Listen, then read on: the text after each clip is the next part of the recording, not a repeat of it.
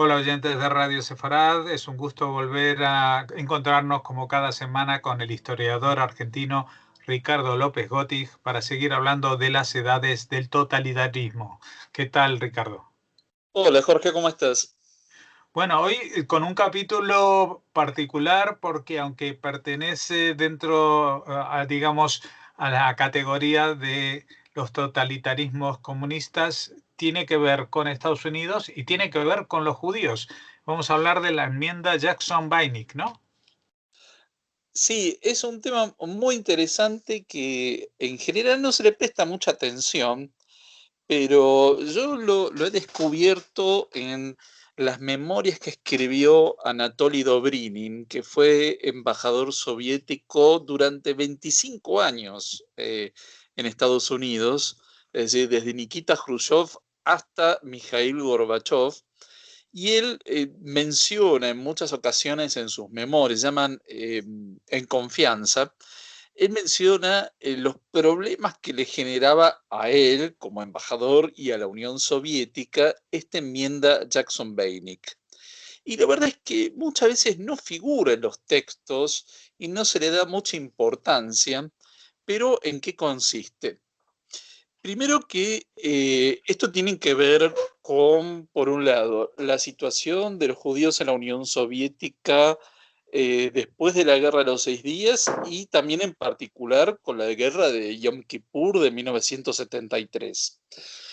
Y en esta situación de la lucha contra los cosmopolitas, que era el eufemismo que se utilizaba en la Unión Soviética para referirse a la población judía, es que se permite teóricamente que puedan emigrar al Estado de Israel siempre y cuando pagaran todos los estudios universitarios y toda la educación que hubieran recibido en la Unión Soviética. Con lo cual, eso se transformaba en una gran fortuna y de hecho era una prohibición para salir, una prohibición encubierta, ¿no? Era como una especie de bastante alta.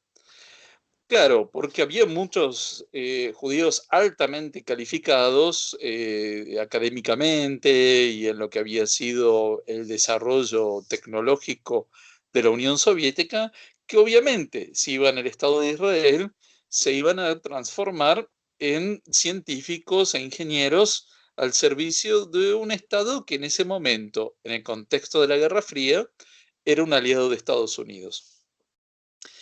Y en el contexto de esta emigración judía que no, digamos, que intentaba, pero no podía salir, recibiera el nombre de Otkaznik. Los Otkaznik eran aquellos que habían tramitado su permiso para poder emigrar al Estado de Israel y estaba prohibido. Dentro de estos Otkaznik, de hecho, vamos a mencionar a una figura que era un matemático, que era Anatoly Borisovich Sharansky, Nathan Sharansky hoy en día, que era uno de estos impedidos de salir. Bueno, en el contexto de la Guerra Fría, en 1974, en el Congreso de Estados Unidos, el senador Henry Jackson del estado de Washington y el representante Charles Beinig del estado de Ohio, los dos del Partido Demócrata, presentaron una enmienda a la Ley de Comercio Exterior de Estados Unidos con países que no tuvieran economías de mercado. Léase la Unión Soviética y todos los aliados que tenía la Unión Soviética, ¿no? Que no tenían economías de mercado. Con lo cual, lo que decía esta enmienda Jackson-Beinig a esta ley de comercio es que no podía haber comercio con aquellos países que imponían restricciones para un derecho humano fundamental como era el libre tránsito del país, ¿no? Es decir, emigrar del país. Bueno, esta enmienda Jackson-Beinig, como comentaba al principio, claro, Anatoly Dobrinin eh, tuvo que negociar permanentemente con los secretarios de Estado de Estados Unidos para que se permitiera una cuota de migración judía desde la Unión Soviética al Estado de Israel.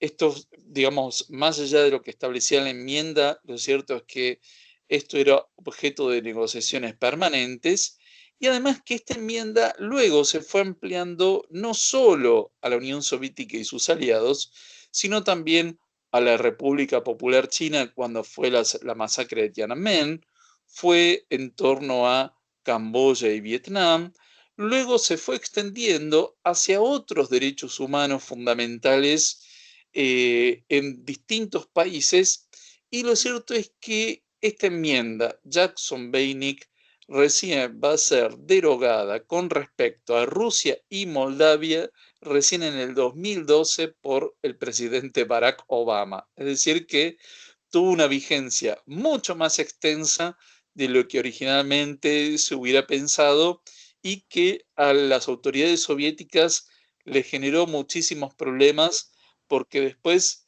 incluso se empezó a extender hacia otros países como Polonia cuando fue el conflicto con el sindicato Solidaridad, lo que mencionamos de la masacre de Tiananmen y muchos otros países que no tenían economías de mercado y tenían severas restricciones a la emigración. Bueno, realmente es un punto de inflexión, se puede decir, y una base jurídica de estas que sientan jurisprudencia para después colgar sobre esa percha sanciones económicas a terceros países, ¿no? Exacto, y de hecho, bueno, hoy en día, si bien no se está aplicando con respecto a Rusia y Moldavia desde 2012 por iniciativa del presidente Obama, que la deroga, pero sí en los tratados de comercio se busca que se empiece a contemplar la dimensión de los derechos humanos, porque no se trata solo de comerciar, sino de relaciones amplias con distintos países que involucren derechos humanos, medio ambiente, ¿no? Hoy es mucho más que el simple negocio de bienes, sino que involucra una dimensión mucho más importante. Bueno, sin duda este es un capítulo que, como bien mencionabas al principio, es muy poco conocido. Cuando me dijiste el tema que ibas a tratar, yo confieso de que no sabía de qué se trataba. Luego ya vi cómo aparecía el tema de, por ejemplo, de los judíos de la Unión Soviética en los años 70, las restricciones que tenían y ya comprendí, ¿no? De dónde venía esto? ¿Era la respuesta americana o estadounidense a esta situación particular dentro del el gran capítulo de la Guerra Fría? Pues gracias por habernos ilustrado sobre el mismo y esperamos volver a contar contigo la semana que viene. Nos vemos la semana próxima. Como siempre, un gran saludo a toda la audiencia de Radio Sefarad.